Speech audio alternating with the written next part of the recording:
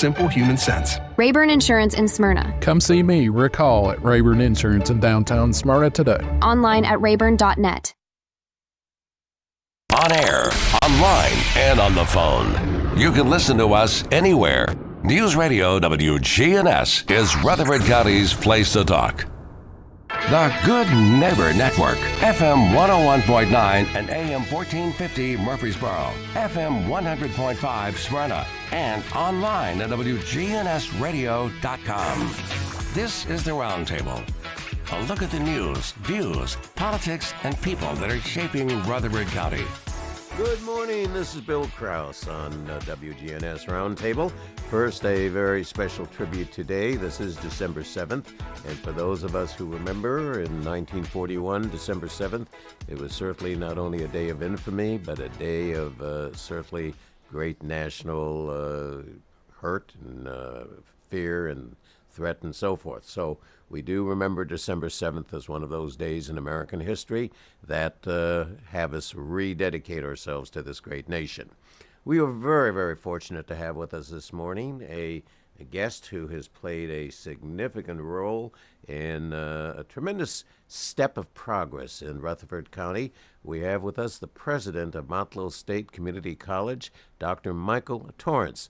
Good morning, Michael. Good morning, sir. It's a pleasure to be here with you, and thank you for having me this morning. Well, we had you once before, but you had just had surgery, as I remember, and did a telephone interview, but this is your first time at the studio. Yeah, physically the first time inside the studio, and I am whole now. So absolutely, it's good. Absolutely. And recently you just celebrated 5 years with Motlow State. Looking back at the 5 years, what are your thoughts, impressions, memories, and achievements? Well, the thoughts and impressions are easy. This is a wonderful community to be a part of here in Rutherford County, Smyrna proper, in a township that continues to echo the growth that is impacting our institution directly. The opportunities to work with the men and women that I've had a chance to work with, to be a part of design and development within the community that actually bleeds over here into Murfreesboro proper also. The things that I think stick out the most are the people. Again, the memories I have are the dedication of the buildings that we've built, the new programs that are impacting the dual enrollment in middle college at Laverne that we're seeing replicated in some other places across the county, the changes in leadership that continue to support what we're doing. And then in terms of accomplishments, there are so many to list over the last 5 years, but I'd point out the impact of creating student clubs that support young men and women within our community, and we are aligning those things with the programs that we offer that lead them to employment or transfer. So those are the things that I'm probably the most excited and proud of. Yeah, so I'll stick with those. One of the things that has impressed me so much about you, Michael, if I don't mind embarrassing you for a moment, we can talk about successes of college by scores, test scores. We can talk about job placement. We can talk about contributions to the community by the men and women that have graduated or attending the school at the particular time. But you particularly bring a special spirit, at least I observe, at the Smyrna campus.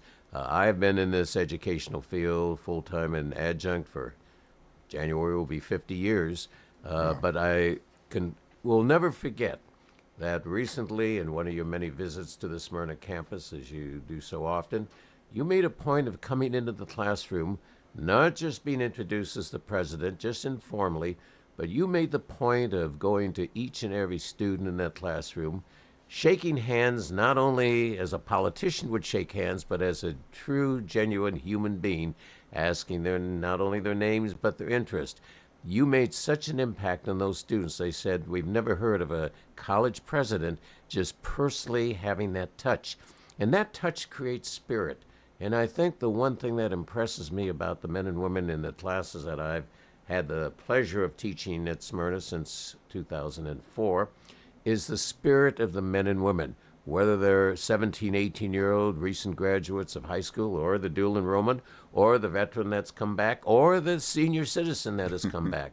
The spirit of Motlow is something that is so superb, and I give you the credit for it. I appreciate that, and I will say thank you, and I will defer to my mother, my grandparents, my uncles. Everyone has a way that they've been raised, and you have a particular lens in which you look at the world, and a particular way that you accentuate or acculturate to the things that are around you. And one of the things that I carry with me from Richmond, Virginia, the south side of Richmond, Virginia, every day is that leave things in a better situation than you found them. And things aren't just the inorganic, but more importantly, the organic. So every time there's an opportunity to engage with a person, to be authentic. And there isn't a be as authentic as you can be. You either are or you are not. So I'm hopeful, and I'm glad that you have a sense of that, and I'm glad our students have a sense of that, those that I do get to engage with on an intermittent basis. I don't get to talk to them as much as I would like to, because there are other things that I'm supposed to be doing, and I better do those things. But I think that it's very important to engage with them so that they understand and have the sensibility of what it means to me to engage with them in service and support of what they're trying to get accomplished as a young person.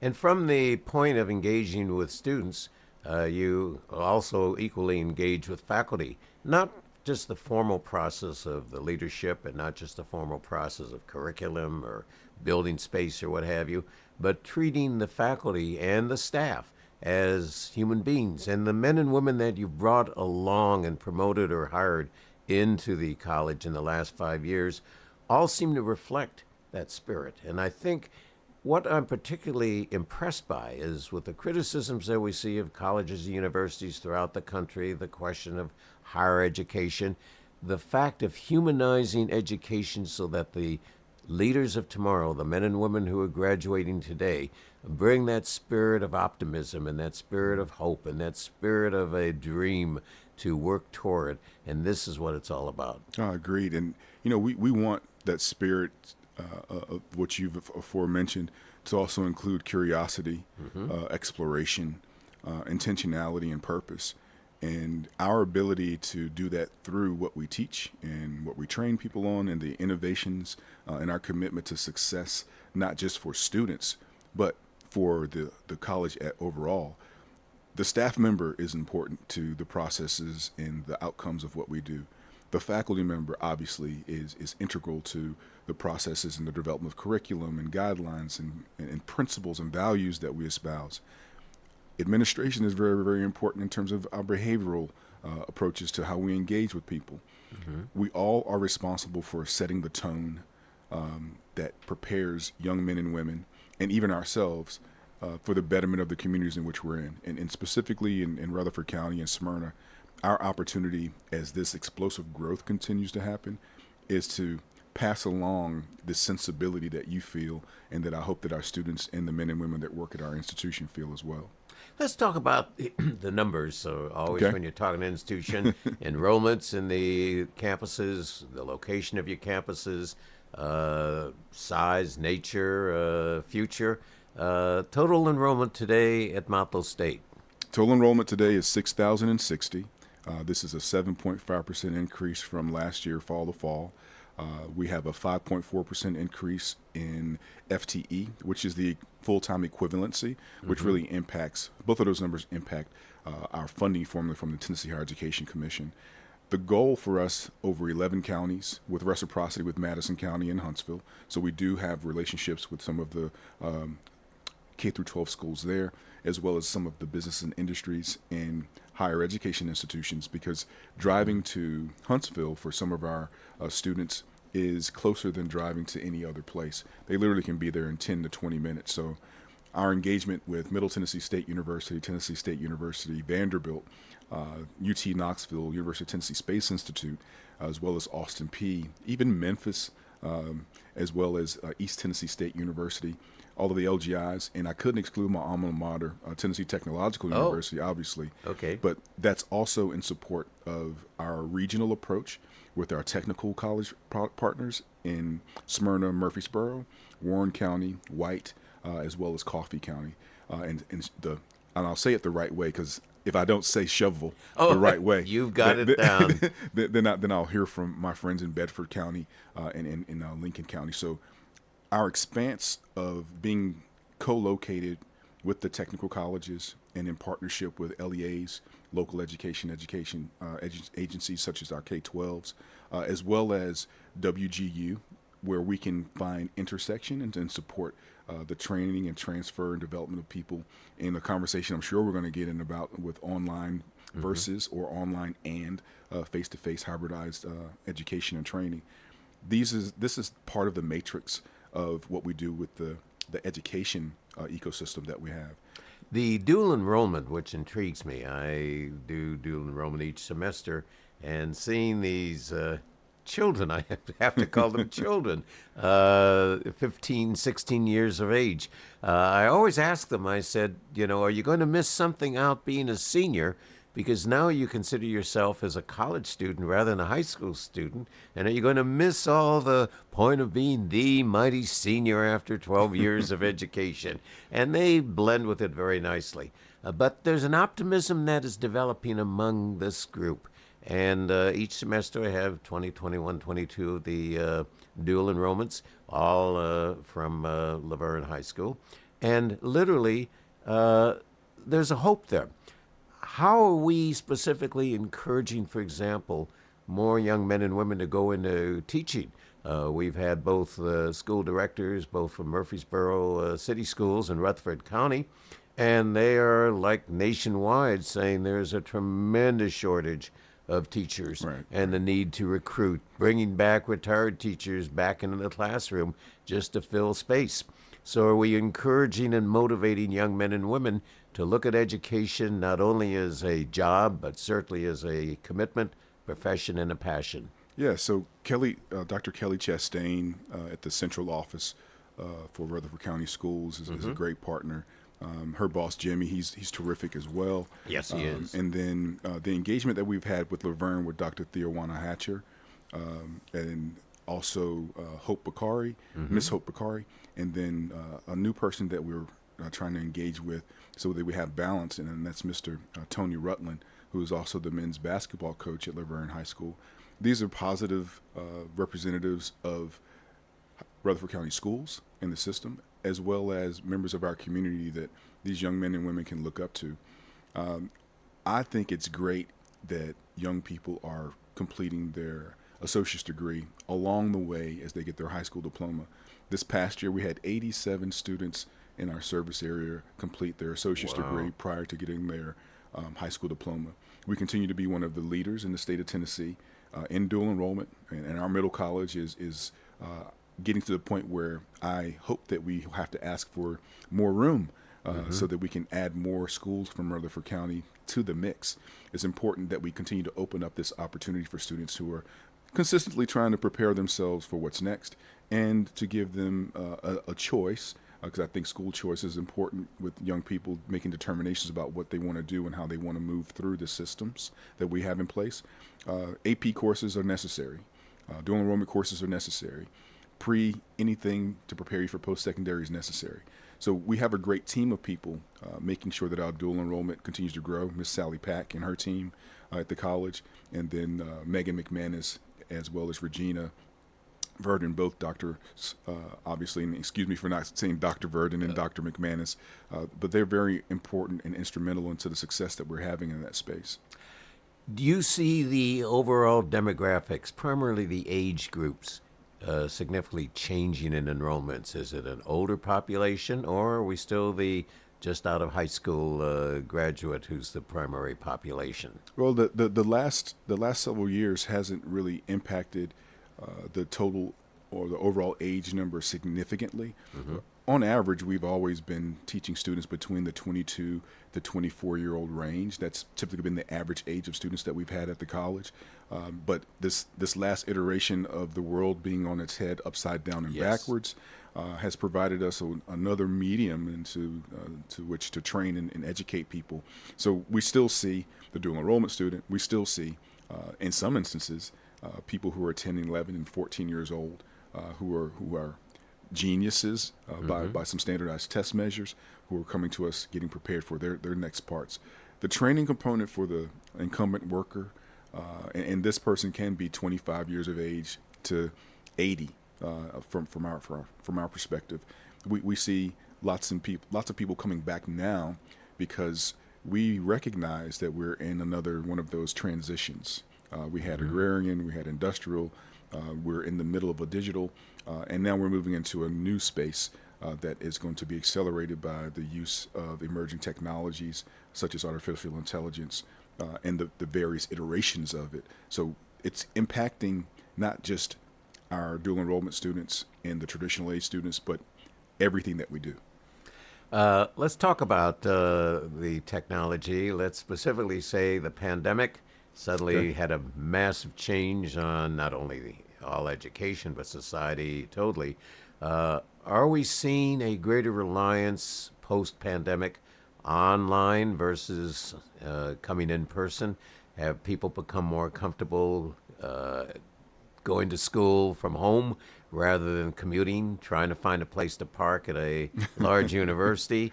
Do we see the desire for online now to become a fixed asset, if you may, in the community college? Well, I think that what we've seen and what we're experiencing, and this is by the data from this past fall, there's roughly 40 to 42% of our total student population that is taking at least one course that is online and or hybridized, some mixed modality method for delivery of instruction.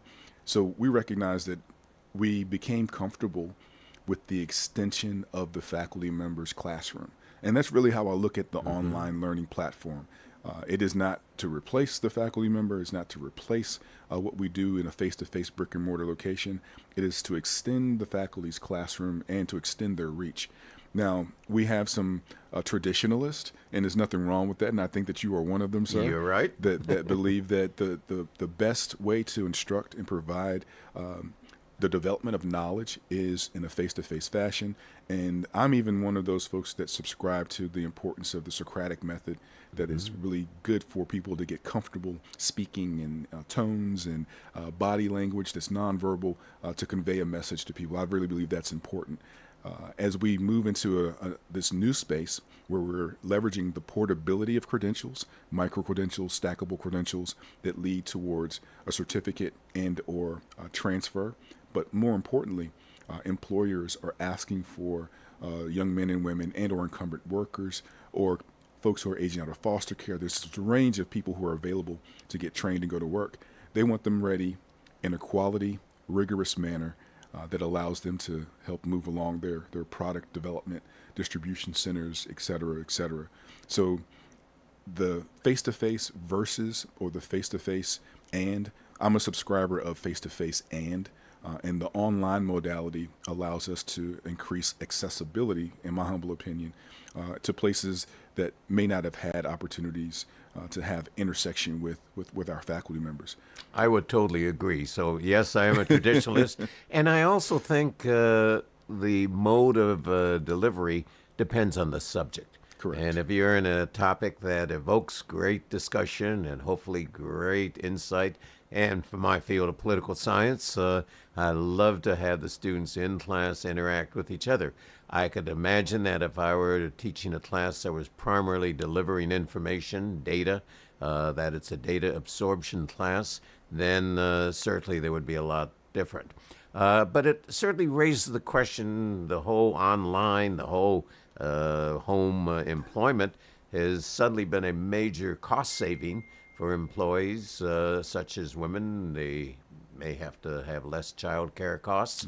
They can go to school and take care of the child at home. Certainly less transportation costs if gas suddenly shoots up to $4 a gallon, less back-to-back traffic on I-24. Yes. So there's a lot of advantages, certainly, of working from home.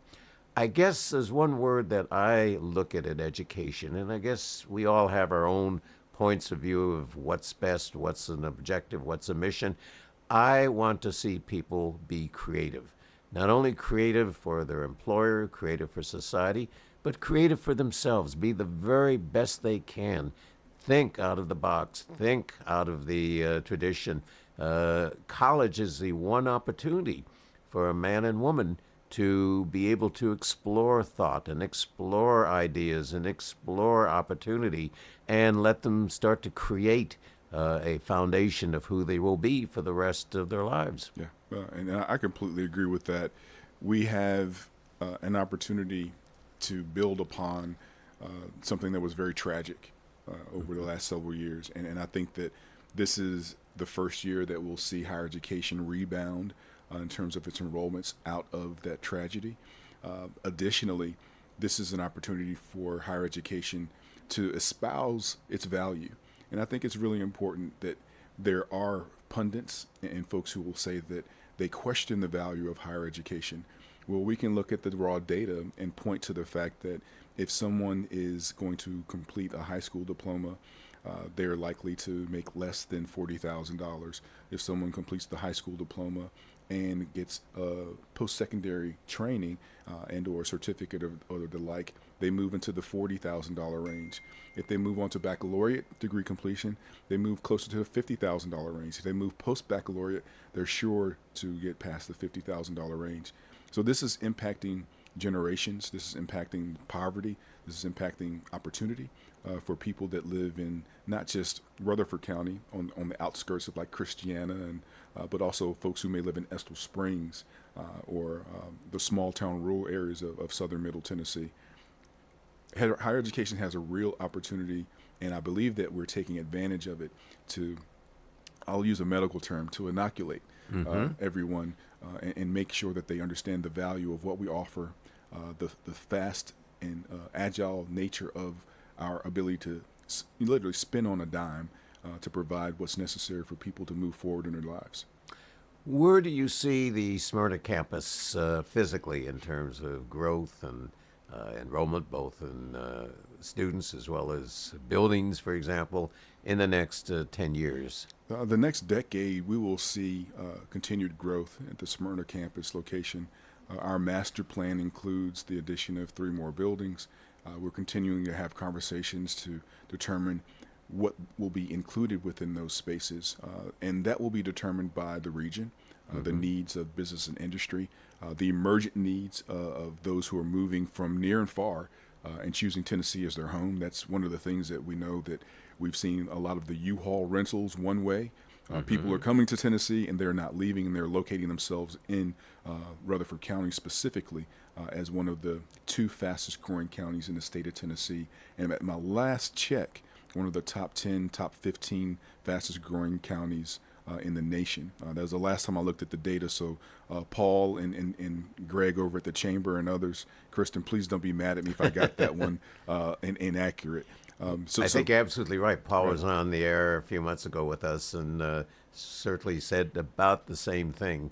And primarily, and one is not speaking negative of Davidson County, but the cost of living, price of housing, price of rentals in Davidson County has suddenly forced so many of these folks across the county line into what we hopefully think is affordable housing, but in realistic terms, even that is no longer affordable. Right. You know, the work that's happening in Smyrna that's adjacent to our campus, led by Mayor Mary Esther, and as well as Brian Hercules and their team, we'll see the quote-unquote amenities associated with having a college and a facility to train and work on your health, your physical health at the YMCA.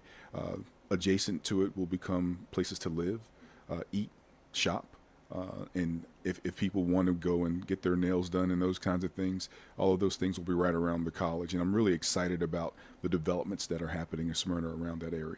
When we had the mayor of Laverne on the air a few months ago, Jason was making reference to a huge development that is under consideration and reviewed immediately west of Laverne, off Burkett, anticipating some 6,000 homes to be built there. Yes. And you begin to project the community college population potential out of 6,000 homes just in Laverne.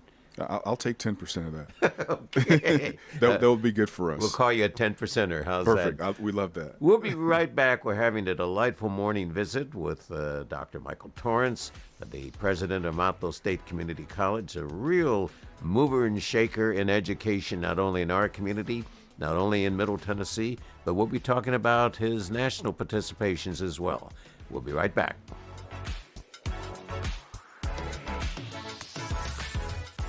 Hey guys, this is Scott. You know, there's a lot of people talking about testosterone. I was one of them at one point, but I'm here to say you need to do your homework and go to a provider that you can trust. I went to Low T Center. That's where I get my levels checked, and they specialize in men's wellness and customized testosterone treatment. You walk in, take a simple blood test, and with their on-site lab, you'll get your results back in about 25 minutes. So if you've been feeling tired, grumpy, noticed a weight gain, and loss of muscle mass, these could all be signs of low testosterone levels. Low T Center is not a typical doctor's office where you have a long wait. Low T Center is literally concierge medicine exclusively for men, and they have affordable, convenient treatment options, including physician-monitored self-inject treatments that ship directly to your home each month. So there's no need to drive to the center for weekly visits. Right now, it's only $25 to get your testosterone level tested with results back in 25 minutes. Go to lowtcenter.com to book your appointment online today. That's lowtcenter.com. Low T Center, reinventing men's healthcare. Here at Bud's Tire, we make buying Michelin tires simpler.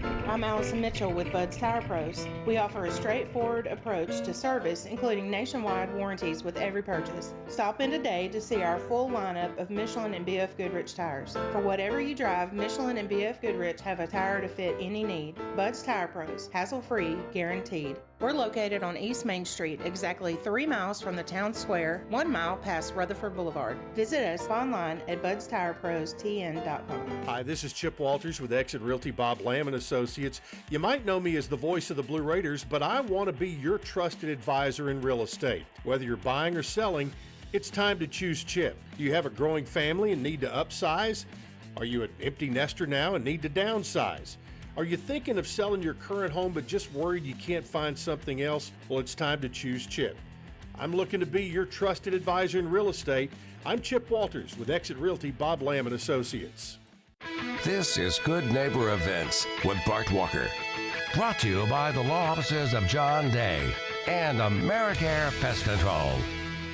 This is a paid legal ad. You've probably heard it a million times. If you're injured, call a lawyer. And you probably haven't because you don't know how much it will cost, how long it will take, or even if you have a case. At the law offices of John Day, we provide a free initial consultation because we understand that folks don't want to pay a lawyer only to find out they don't have a case. If you think we can help, we do so on a contingency basis, which means we only get paid if you do. Seriously injured? Call me, John Day. WGNS encourages you to shop local, especially this time of the year. And while we're on that subject, the Eagleville Christmas Parade is 5 o'clock Saturday night. That's for Eagleville. And here in Murfreesboro, the Christmas Parade is 2 o'clock Sunday. Starts at MTSU, travels down East Main and around the square, and on to West Main. The theme of Sunday's Murfreesboro Christmas Parade, Christmas Magic. Well, after the parade, you can enjoy the free drive-through Christmas lights at Cannonsburg Village. That's every Friday, Saturday, and Sunday evening from 5 until 8 at Cannonsburg. It's going on through December 17th. And again, it's free. Cannonsburg is at 312 South Front Street. And the Bethlehem Marketplace is this Saturday and Sunday at Southeast Baptist Church. Walk through the replica of the village of Bethlehem on the day after Christ was born. There are live camels and other animals, Roman soldiers, and more. That's at Southeast Baptist Church, noon to 5 this Saturday and Sunday. Those are WGNS Good Neighbor events. Good neighbor weather. We'll see sunny skies here for this afternoon with a high around 60 degrees. Southwest winds of 5 to 10 miles per hour. Then for tonight, partly cloudy, a low near 39. I'm meteorologist Jennifer Wojcicki on News Radio WGNS. Currently, it's 35. WGNS is powered by Middle Tennessee Electric. MTE's Plugged In podcast focuses on the world of electric vehicles. Stay up to date on the EV world, hear interviews with experts, and more. Listen on your favorite podcast platform or visit mte.com/pluggedin. This is the Roundtable from News Radio WGNS on FM 101.9 and AM 1450 Murfreesboro, FM 100.5 Smyrna, and worldwide at WGNSradio.com. Hello again, Bill Krause on the WGNS Roundtable, Thursday morning, December 7th, a day of infamy, a day of memory for all of us as Americans to know that it was possible then, it was possible on 9/11, most hopefully will not be possible in the future of being attacked by an external force. We're having a wonderful, wonderful visit this morning, delightful visit, just as friends. The president of Motlow State Community College, Motlow, which plays a huge role in Middle Tennessee, throughout many of the communities, but in our own area in Rutherford County and surrounding counties with the campus at Smyrna. Welcome back to Michael Torrance, Dr. Michael Torrance. Yes, sir. Who celebrated recently his 5th year. We never talked about your background. You did make reference to growing up, being raised in Richmond, and going to the famous school in Cookeville. Yes. And you came to us from Volunteer State. Correct. A little bit of your background, just so our audience gets to know this wonderful, fine leader of Motlow State. Well, on a day like today, December 7th, I guess it's probably prudent to start off with I am an Air Force veteran, having served up in Alaska for roughly my full tour. Was there. Out of Fairbanks? Actually, no. I was lucky enough to be south in the warmer part of Alaska. The Japanese airway. Anchorage. That's belt. right. That's Gotcha. right. That's right. I did undergrad and my master's degree at South Dakota State University, where I was a student athlete. Played men's basketball there. So basketball is your favorite sport? It is my favorite sport. I know you were asking the students in the class you were visiting, and got very interested when we had a young man whose last name was Pippen. Yes. And how that related to Scotty and Scotty's son who went to Vanderbilt. So sports was a major ingredient of your education. Oh yeah, it's teaches, I would say, some transferable skills about communication and leadership and understanding people's quote-unquote spots. Your goal as a point guard, which I played, is to not put people in bad spots. And even though when people feel that they can actually make the shot from the spot, don't give it to them because they feel they can. Go by the percentages. Whether they will or whether they will not. That's right. So, putting people in position to be successful is one of the things that I've taken most away from playing basketball. And your doctorate was obtained at? Tennessee Technological University, and with my major professor there, Dr. Lisa Zagumny, who I think has now ascended up the ranks. She may be one of the vice presidents or assistant vice provost or something like that there. I saw her at SAC-COC earlier this week. And then Dr. Carl Owens, very, very instrumental also in my development into an academician. Please tell me that your development was enhanced by perhaps some of the most delicious donuts in Middle Tennessee. Oh, you mean Ralph's? Ralph's, yes. Absolutely. They're the only reason that I don't weigh 300 pounds is because I was still playing basketball at the time. I gotcha. But not a plug for Ralph's, but I would say anytime we pass through that part of the state, we've got to stop by at Ralph's. Well, I hope that whoever's listening and the owner of Ralph's maybe will give me a free coffee because I'm talking about it on air or something. I gotcha. But there's some good donut places in Murfreesboro and Smyrna. But I have to stay away from the donuts too. Once you got your doctorate, did you go immediately in the Air Force? Or? No. So I'm like other young men who thought they were better than they actually were. So my attention to paying attention in school, I still walked out here with a passing averages, but my focus was on hoops and not basketball. So I had an intermission so to speak. Okay. So a non-linear pathway is like what I like to call it, Mm-hmm. where I initially signed with Campbell University and then transferred to James Madison under the Lefty Driesell and Rip Shearer, both football and basketball. That's something I don't really talk about a lot, but Right. Apparently someone thought I was adroit enough at both that they'll pay for me to go to school if I participated in both. But after that, I did my 4-year stint in the Air Force and then came back to school, running through the Midwest and South Dakota State, and then ultimately here at Tennessee Tech, where Mike Sutton, who was my high school coach, became the men's basketball coach at Tennessee Tech. And that's how I got here.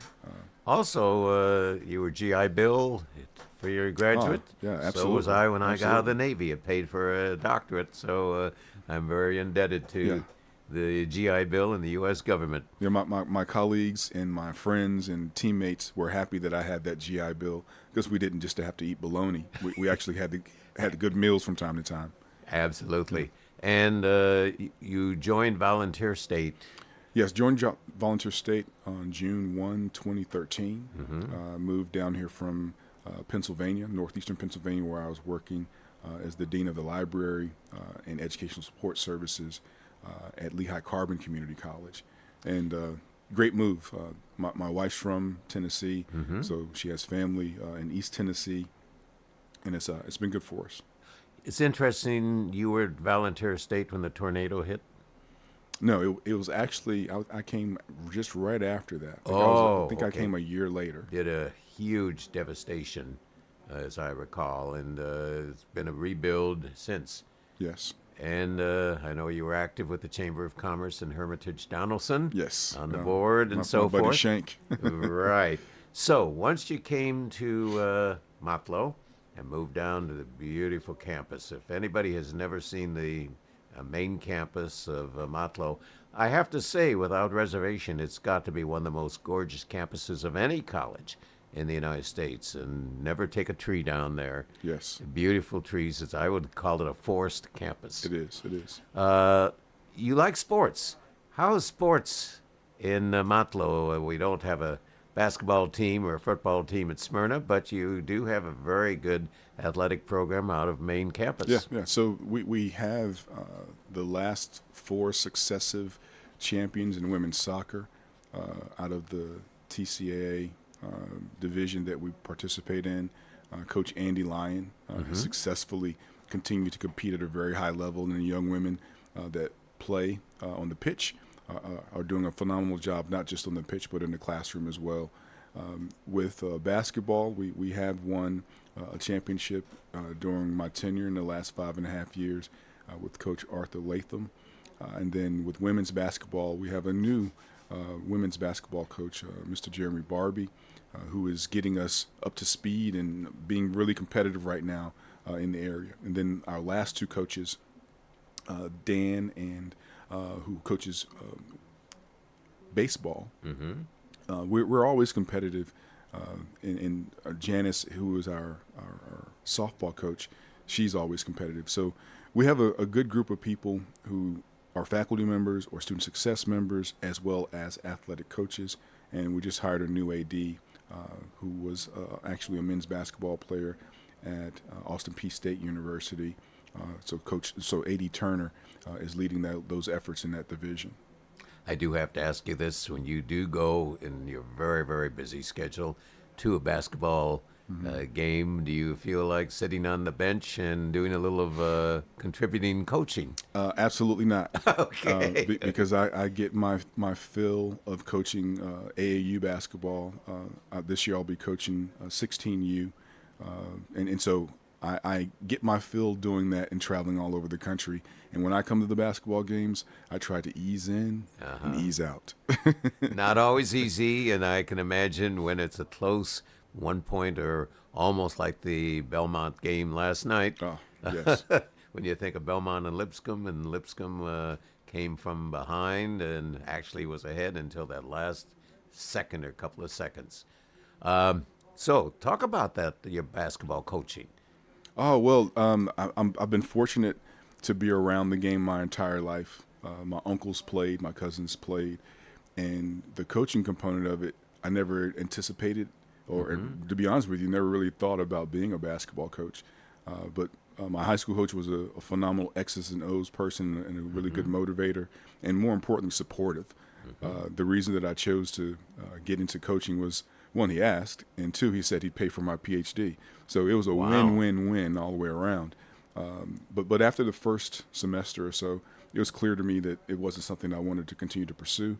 I would prefer to hire the coaches and instead of doing the X's and O's and the travel and the wear and tear that I experience.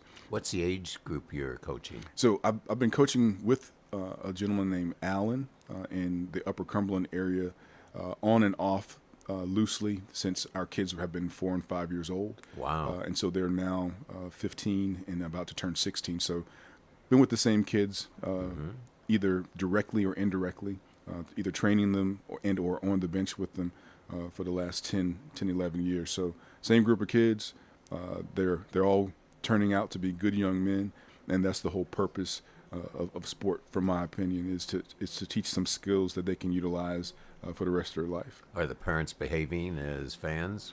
Sometimes. Okay, that's an issue. That's an issue that we've seen in today's world, that the parents, the poor people who have to ref, is totally a real difficult situation. We have a national schedule. We will be traveling across the country as we did last year, and right now looking for sophomores or kids 16 and under who are going to fill out the roster. We only carry 8 kids because it's important for kids to play, and the exposure and the cost, and the exposure. And what we do is we seek philanthropic sponsors and support so that the kids don't have to carry any cost at all possible. Let's talk at this point, and this is certainly a national topic, very key topic. Quality, not necessarily of education, quality of students. And our students, and I always have done this comparison. You take a 7-year-old and ask, what does a 7-year-old know, learn, and understand in 2023 versus a 7-year-old when I was a 7-year-old back in the previous century? Are they smarter? Are they more intelligent? Are they more perceptive? Are they more insightful? The overall, from your perspective, of today's student. I think that today's student is more attuned in some ways that I didn't have to be, that you didn't have to be, that my parents didn't have to be, because of the access to an insurmountable amount of information. It's all on their phones. It's on their social media feeds. It is bombarding them in some instances on the games that they play. So even in the recreational spaces, they're being hit with messages and images and sounds and et cetera that play into how they are experiencing the world, both socially as well as the preparation for them to do the work academically. Their development, William, is really tied to our ability to make sure that we create the appropriate platforms to engage with them where they are so we can pull them where they need to be and help them to continue to be successful. So I think that they have, and I think every generation has, a different kind of information overload or social angst to deal with than the one that's previous. And they're dealing with what they're dealing with as we've dealt with what we've dealt with. The one negative, if I could call it a negative, that I would say is that today's generation, and I can certainly understand why, has very little interest or respect for history. It's immediate. If I make reference to something over 5 years ago, well, that's dinosaur time.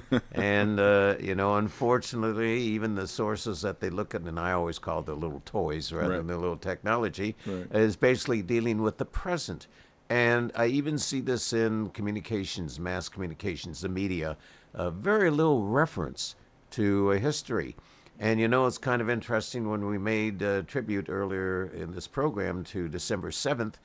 December 7th, not because it was only 82 years ago, but that was an event that the event could occur again.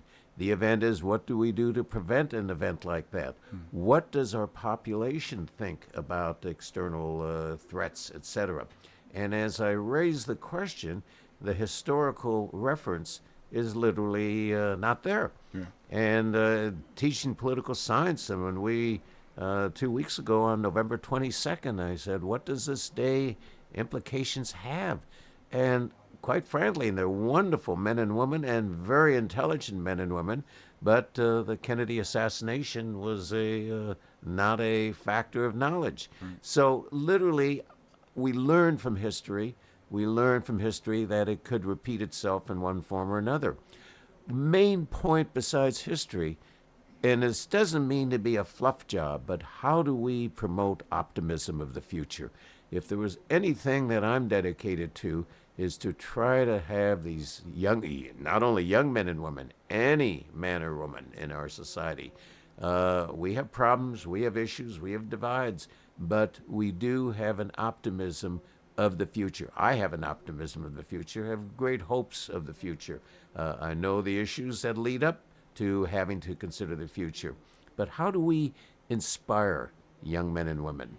I think we propagate that by promoting the importance of civil discourse. I think that's really important, that it not be run roughshod over a person because they disagree or have a different intention or perspective on what life ought to be or how someone should walk through the world. And it's a matter of not just the political landscapes, but a matter of what someone chooses to do, how they choose it to do, and with whom they choose it to do. We are all individuals with free will, and with that understanding, the ability to promote optimism is spurred positively by the opportunity for people to engage in dialogue that is not dismissive, dialogue that is supportive, and dialogue that seeks to utilize people-first language for advancement of communities, not the degradation of them. So I think that's probably one of the ways. And I said more than one way, but that's an approach that I think that we could subscribe to. And if we wanted to go to communities and see those kinds of things in action, I would say look at communities that have very positive economic and community development, strong school districts, and communities that actually do things together in terms of helping the community thrive, and we would have a blueprint to move forward with those kinds of things. And we live in one of those areas. Exactly. Actually, one of the first things students in political science are taught, both verbally and in writing, start off any comment with, in my opinion. Exactly. Don't deal with it that when your comment is fact, because fact and information is an issue by itself. In my opinion, when they write, in my opinion, when they speak. We'll be right back after this short break, having a wonderful visit and conversation with Dr. Michael Torrance, president of Motlow State Community College.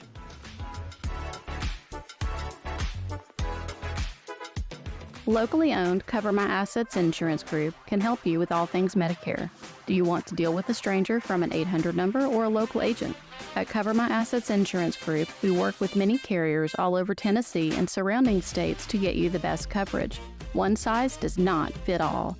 Give us a call today at 615-345-0411 or find us on the web at covermyassets.com. That's covermyassets.com. At Middle Point, we are making major investments to transform our facility and our impact on the community. To date, we've invested $7.5 million in our on-site gas collection and control system, including the installation of 84 new gas wells and nearly 4,000 linear feet of horizontal collectors. These improvements have led to a 98% drop in odor reports, corresponding to a 52% increase in the landfill gas we collect. Follow along at middlepointlandfill.com. This is Kim Dunaway from Sunshine Nutrition Center.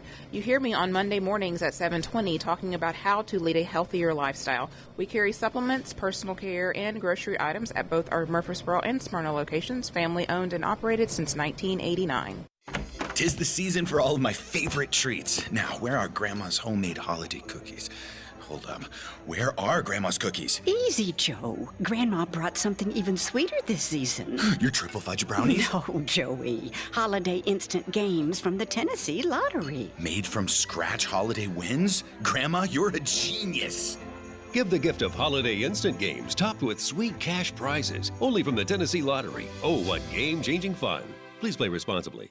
This is the Roundtable from News Radio WGNS on FM 101.9 and AM 1450 Murfreesboro, FM 100.5 Smyrna, and worldwide at WGNSradio.com.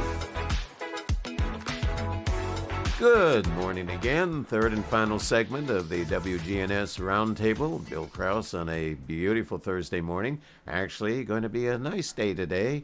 These cold mornings, they make us invigorating and make us want to get up and move and jump.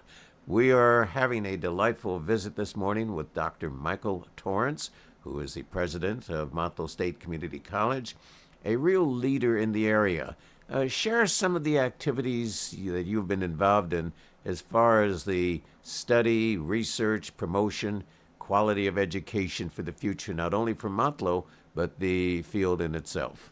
Well, most recently, I've had an opportunity to represent the college in the state of Tennessee, engaging, having conversations with states like Washington, Indiana, Maryland, Minnesota, and the like, around what does the new credential look like, and how can we make sure that we provide trust in these spaces, as everything is being placed on spaces like the blockchain, where we're still discovering that we need to educate and literally provide ledgers, which is not a disparaging remark about someone knowing or not knowing about what blockchain is, but it gives them an opportunity to learn more about ways in which we can provide them access and literal DID, their own prescriptive keys specific to their own personal identifiable information. So I've been engaged with THEC, the Tennessee Higher Education Commission, locally and in D.C. Also, I have been, over the last couple of years, working with Arizona State's TLN, the Trusted Learner Network, creating policy and governance around the idea of what Web3 will be like, utilizing personal sovereignty, democratization of people's information and their skills, and talking to skills networks around the country.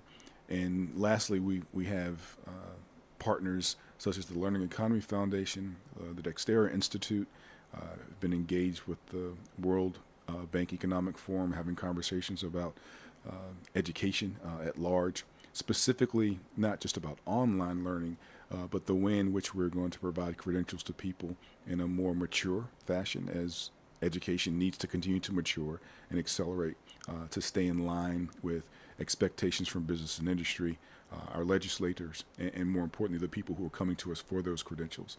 So those are some of the groups. Serving on multiple boards, obviously, the Online Learning Consortium, which is coming to an end.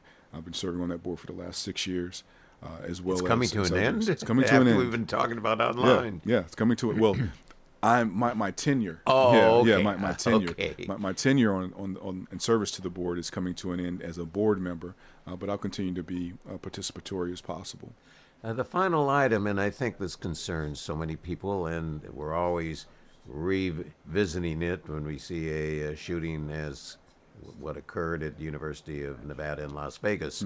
Security, and I know that's a major factor, function, and responsibility of Motlow State, security on campuses. Yeah, so we have spent the last several years, as we saw more and more school shootings at the K-12 level become prevalent and more cyclical, having conversations and being action-oriented at the Tennessee Board of Regents and the state of Tennessee's legislature providing us funds to put things in place to remove antiquated antiquated equipment, such as if you had the older versions of cameras on campus, to replace those that equipment. In addition, we're partnering with our technical colleges to provide safety officers on their campus locations, where before we were actually just sharing the use of our safety officers at Motlow with the technical colleges within the service area. Now we're making sure that they have their own persons on those campuses. The ability to train for what is particularly possible or feasible to protect life and to stave off any particular opportunities for people to come on our grounds unannounced, et cetera, et cetera. So safety protocols and training every semester, or at least once per semester for us at all campus locations has been really important. So the work that Renee Austin and Ray Higginbotham, who directs our public safety efforts, has been really important, along with the men and women who participate in making sure that you know where the right place to go. You follow the maps so that if this ever happens, which we hope that it never does, we're as best prepared as we possibly can be. And related to that, you have had a major emphasis, and I know as a faculty member, we're continually getting information on mental health and Yes. dealing with mental health of the students and being able to refer students and being able to, as a non-psychologist, hopefully be able to successfully identify potential issues on the part of a student in a referral program. Yes, and that work has been, I think, transformational for us, because it's important to me that as much as we talk about student-centered, student-focused, student efforts, wraparound services for students, that we also make sure that we have those same efforts for our faculty, for our staff, for our administrators, for community members that may be on campus. We want to make sure and ensure that this is a safe space for all to participate or to visit.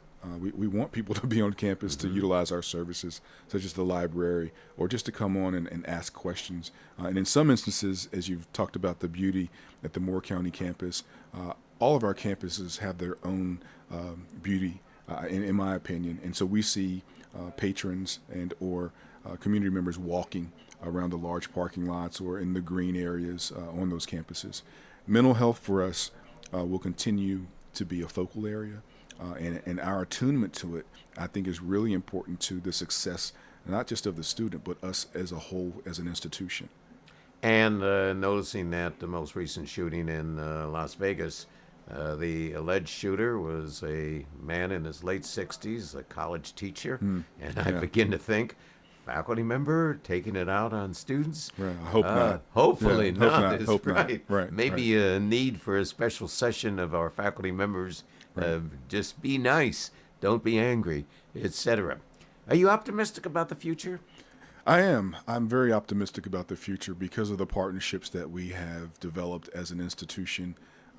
Everybody has led at our institution, and we talk about that you lead from where you are within the college. So our engagements with the Tennessee Board of Regents as a system office have spurred out to allow us to engage with several agencies at the Tennessee departmental level, such as Children and Youth, the Governor's Office of Faith-Based Initiatives, also Department of Homeland Security, and others. So our ability to expand our wings at the state level has been really important.